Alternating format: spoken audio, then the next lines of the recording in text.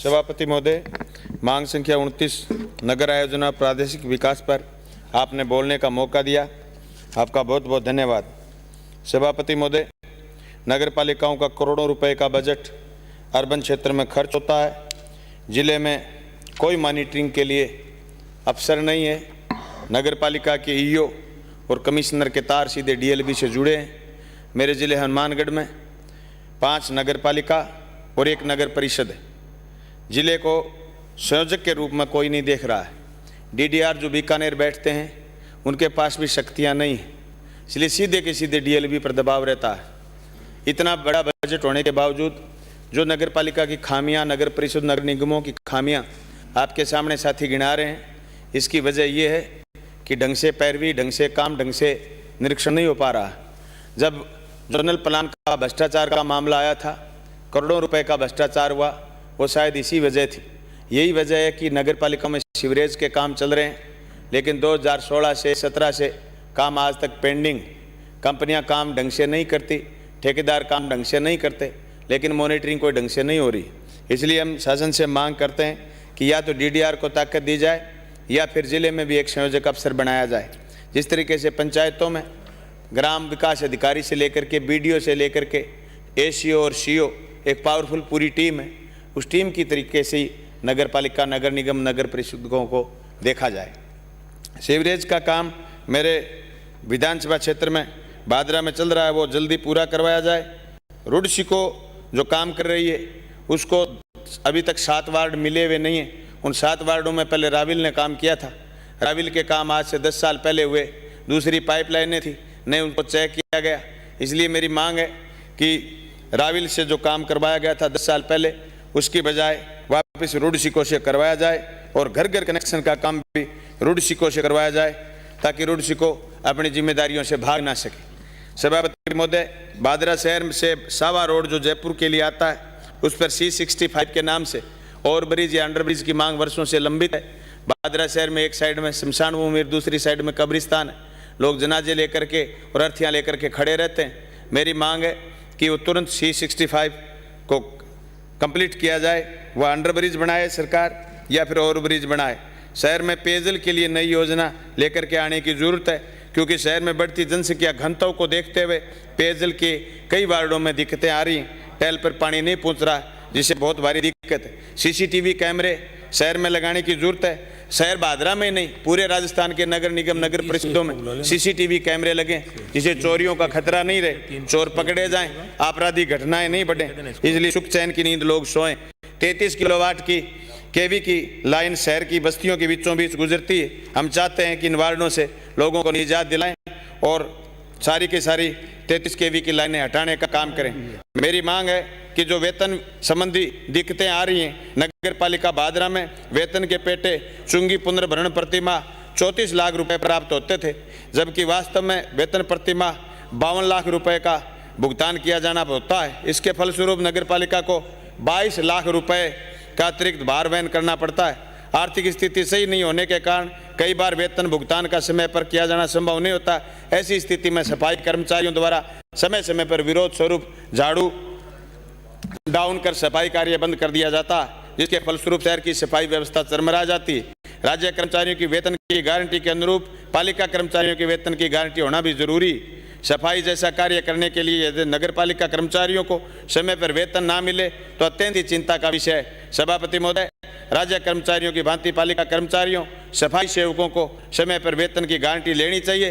वेतन भत्तों के अनुदान की राशि भी दी जानी चाहिए। मेडिकल सुविधा की बात करूं तो मैं राज्य सरकार द्वारा अपने समस्त सेवानिवृत्त और राज्य कर्मचारियों को सेवानिवृत्ति के पश्चात मेडिकल सुविधा वर्षों से प्रदान कर रखी है, लेकिन पालिका के कर्मचारियों को आज दिनांक तक मेडिकल सुविधा नहीं दी गई है। एक नगर पालिका का सफाई कर्मचारी गंदगी उठाता है, नालों के अंदर घुस करके सफाई करता है, बीमार हो जाता है, सेवानिवृत्त हो जाता है, सेवानिवृत्ति के बाद पेंशन से ही अपना इलाज करवाता है। यह घोर निंदनीय बात है। इसलिए मेरी शासन से मांग है कि सफाई जैसे कार्य करने के बाद भी सेवानिवृत्ति में, पेंशन में बीमारी पर पैसा खर्च करने वाले लोगों को बीमारी के इलाज के लिए तुरंत भुगतान मिलना चाहिए। आवारा बेसहारा पशुओं की बात करूं मैं, शहर के अंदर गौशालाओं को अनुदान मिलता है, लेकिन अनुदान में वो सिर्फ दुधारू गायों को रखते हैं जो नंदी गांव शहर में घूम रहे हैं। जिससे एक्सीडेंट भी हो जाते हैं, लोगों की दुकानों में घुस जाते हैं, भारी परेशानी हो रही है। इसलिए न्यायोचित आदेश करना चाहिए कि जो भी शहर में नंदी घूम रहे हैं आवारा, वो भी गौशालाओं के अंदर जाएं और सरकार उनके लिए अलग से अनुदान की घोषणा करे। नजूल संपत्ति, मेरे शहर में भी 2 संपत्तियां ऐसी हैं जो नजूल हैं, काफ़ी दिनों से पड़ी हैं। उन नजूल संपत्तियों को नगर पालिका में लिया जाए और उनकी नीलामी की जाए और दूसरे कामों में प्रयोजन में लिया जाए, जिससे नगर पालिका की आय भी बढ़े और शहर में दूसरे काम भी अच्छे से हों। पुराना क्वार्टर जो न्यायिक मजिस्ट्रेट के नाम से तहसील भादरा में आज से 50 साल पहले वो नकारा घोषित कर दिया गया था, लेकिन अभी तक उस पर कुछ नहीं हुआ। मेरी मांग है कि पूर्व में इस जगह तहसीलदार और न्यायिक मजिस्ट्रेट के क्वार्टर बने हुए थे जो जर्जर और खाली पड़े हैं। उक्त भूमि को बदले में नगर पालिका ने मुंसिफ मजिस्ट्रेट को जगह भी दे दी, लेकिन ये आवास हेतु भूमि उपलब्ध करवाने के बाद भी पट्टा भी जारी कर दिया था, लेकिन अभी तक नजूल संपत्ति पालिका को हस्तांतरित नहीं की गई है। इस संपत्ति को फौरन पालिका को हस्तांतरित किया जाए। दूसरी जकात पुलिस थाना सोनी बाजार भादरा में हम भी इस जगह को दूसरी जगह में ले जा करके और दूसरा काम में लेना चाहते हैं, चाहे वहाँ हमें अच्छे से बाथरूम भी बनाना पड़े जो शहर के लोगों के काम आए। वर्षा और अतिवृष्टि में अनुदान की जरूरत होती है। सभापति महोदय, शहरी क्षेत्र में वर्षा अतिवृष्टि से सड़कों नालियों प्रतिवर्ष होने वाली क्षति पर सड़कों और नालियों के पुनर्निर्माण मरम्मत हेतु अनुदान राशि प्राप्त होती है।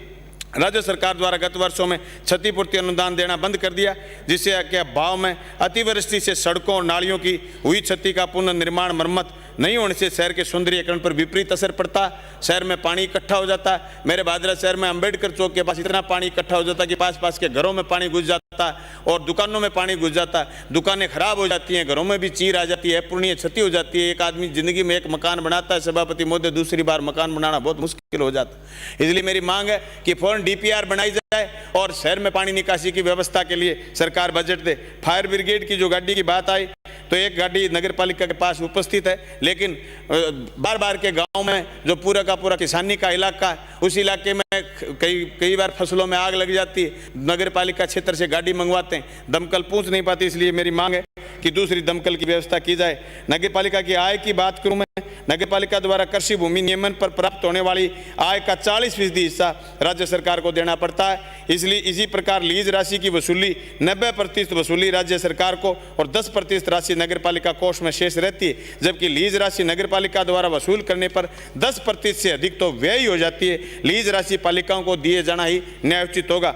इंदिरा रसोई में राज्य सरकार द्वारा जो इंदिरा रसोई का संचालन किया जा रहा है, इसमें भोजन करने वाले व्यक्ति को 8 रुपए और 12 रुपए राज्य सरकार द्वारा भुगतान अनुदान स्वरूप रसोई संचालन को संस्था को दिए जा रहे हैं, जबकि उक्त राशि का राज्य सरकार द्वारा वहन किया जाना ही न्यायोचित होगा, ताकि नगर पालिकाओं पर और खर्च ना बढ़े। मुख्यमंत्री बजट घोषणा में इस योजना के अंतर्गत राज्य सरकार द्वारा सड़कों के निर्माण के लिए सभी नगरीय निकायों में राशि आवंटित की गई थी। यह राशि नगरीय निकायों को अनुदान स्वरूप न देकर लोन के रूप में दी गई। अब पंचम वित्त आयोग में इस राशि का पुनर्भरण और कटौती की जा रही है, जो कि मेरी मांग है कि मुख्यमंत्री बजट घोषणा की राशि नगर पालिका को तुरंत ट्रांसफर की जाए। कर्मचारियों की बात करूं तो सभापति महोदय, मेरे वहाँ 85 पद खाली हैं, चाहे अधिशासी अधिकारी एक वो पोस्टेड है, लेकिन राजस्व निरीक्षक की बात करूं, सहायक राजस्व निरीक्षक की बात करूं, अतिरिक्त प्रशासनिक अधिकारी की बात करूं, सहायक प्रशासनिक अधिकारी की बात करूं, चाहे मैं सफाई सेवकों की बात करूं, 33 पद खाली हैं। जो जरूरत है उसके हिसाब से माली की,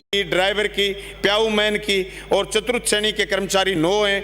कंप्यूटर ऑपरेटर 3 खाली हैं, कनी सहायक 9 पद खाली हैं। ऐसे 85 पद खाली हैं। नगर पालिका में बेहतर काम कैसे हो? ये जो निजीकरण का दौर देश में चला है, वो हर क्षेत्र में, हर डिपार्टमेंट में बड़ा भारी नुकसान पहुंचा रहा है। इसलिए मेरी शासन से मांग है कि तुरंत नई नियुक्ति दी जाए, ताकि नगर पालिका क्षेत्र में तेजी से काम आगे बढ़े और जनता को स्वच्छ और साफ सुथरा शहर मिले और शहर में आकर के बसने वाले लोगों को सारी सुविधाएं मिल पाए। मेरी एक मांग ये भी है कि पूरे के पूरे इलाके में जो राज्य सरकार के उपक्रमों में पालिका के सफाई कर्मचारियों की चतुर्थ श्रेणी कर्मचारियों के तौर पर ड्यूटी लगा दी जाती है और कुछ विभागाध्यक्षों द्वारा ड्यूटी लगा करके कार्यालय आदेश जारी कर रिलीव करने हेतु पत्र पालिका को प्रेषित कर दिए जाते हैं, जिससे सफाई कर्मचारियों की कमी रहती है।